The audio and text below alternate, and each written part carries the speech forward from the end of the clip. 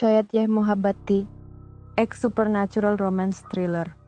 रात का अंधेरा हर तरफ फैल चुका था। पूरा चंद भी बादलों के पीछे छिपकर सिर्फ एक धुंधला रोशनी का धागा छोड़ रहा था। आरव ने अपनी स्केचबुक खोली और सामने खड़ी शामगढ़ की पुरानी हवेली का नक्शा बनाने लगा। यही हवेली थी जिसमें लौटने वाले कभी लौट नहीं पाए थे।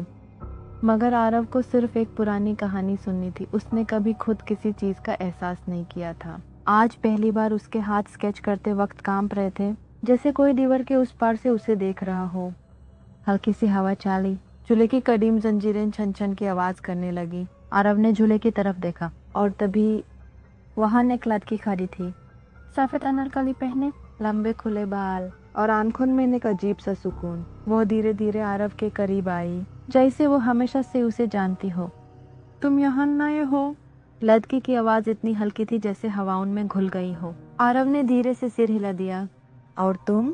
लड़की ने एक पल के लिए मुस्कुरा कर कहा, मैं यहाँ बहुत पहले से हूँ।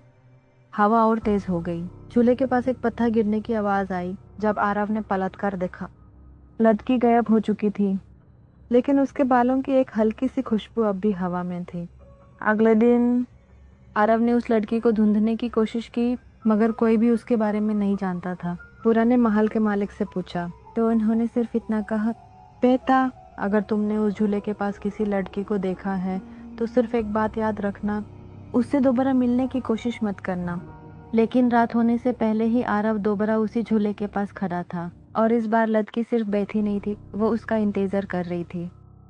आरव ने देखा, इस बार वो लड़की सिर्फ बैठी नहीं थी, वो उसका इंतजार कर रही थी। चन्नी उसके सफेद कपड़ों पर पड़ रही थी और एक हल्की सी ठंडी हवा उसके बालों से गुजर रही थी। मुझे पता था तुम दोबारा आओगे, उसने हल्की मुस्कुराहट के साथ कहा। आरव का दिल तेज धड़क रहा था। यह लड़की कौन थी? हवेली के बुजुर्ग मालिक ने कहा था कि उसे दोबारा मिलने की कोशिश मत करे, मगर अब वो उसके सामने थी, एक अजीब सी कशिश के साथ। तुम कौन हो? आरव ने पूछा।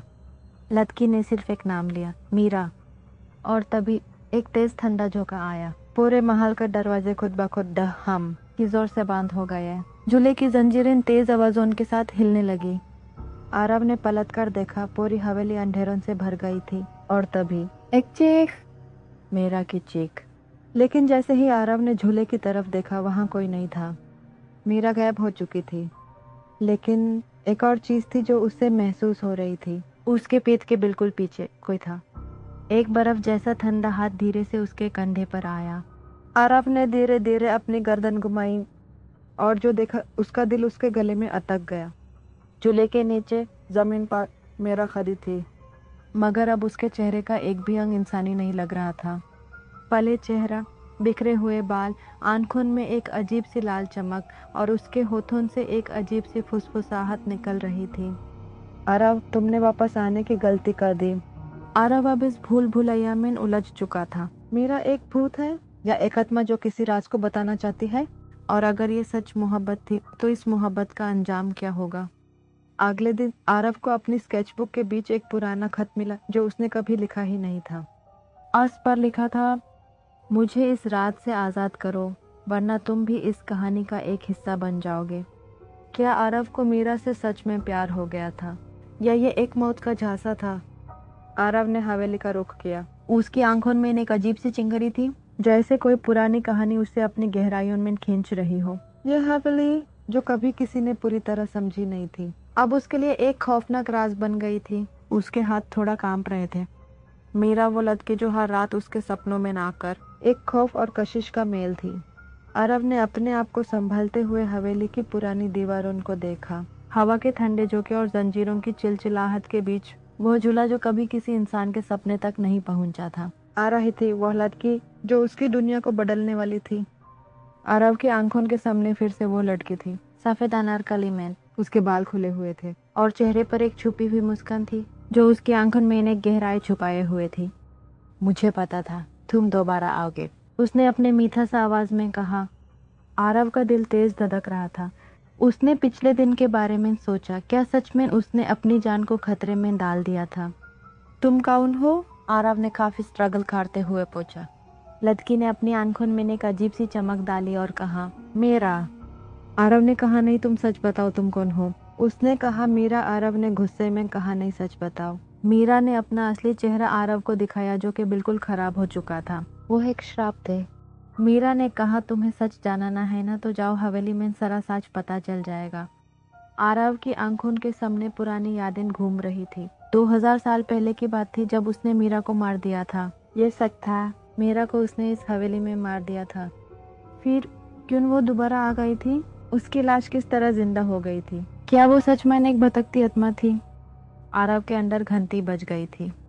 क्या ये सब कुछ एक ऐसे माहौल में हो रहा था जहां कभी सच्चाई नहीं मिल सकती थी? उसके दिमाग में एक खाली थाल था जहां का चुनचुनाने वाली हवा का बीच मीरा की एक और चीजें सुनाई देने लगी थी। आरव, तुम्हारे साथ जो कुछ भी हुआ है ये सब तुम्हारे गलत फैसलों का नतीजा था। और तब आरव ने अपने अंदर का एक हिस्सा समझा, ये मोहब्बत नहीं थी, ये एक श्राप था। मीरा का चेहरा गम के साथ बदल गया। आरव के दिल में एक घमसा था। क्या वो इस बात को समझ पा रहा था कि उसका अब तक का जीवन एक भूल थी और ये भी उसकी गलती थी? उसके साथ की सारी तस्वीरें घट गई थी। आरव ने अपनी जान की तकदीर को समझने के बाद मीरा को मार दिया था। एक पुरानी साजा का अंजाम, एक मौत का श्राप जो कभी नहीं मिटने वाला था। आरव की सोच के अंदर अब एक गहरा खौफ था, क्योंकि अब उसने जो गलती की थी वो कभी अपने दिल से निकल नहीं सकता था। अगर कहानी ने आपका दिल तेज धड़काया तो लाइक करना मत भूलना और सब्सक्राइब करके नोटिफिकेशन की घंटी ज़रूर बजाएं।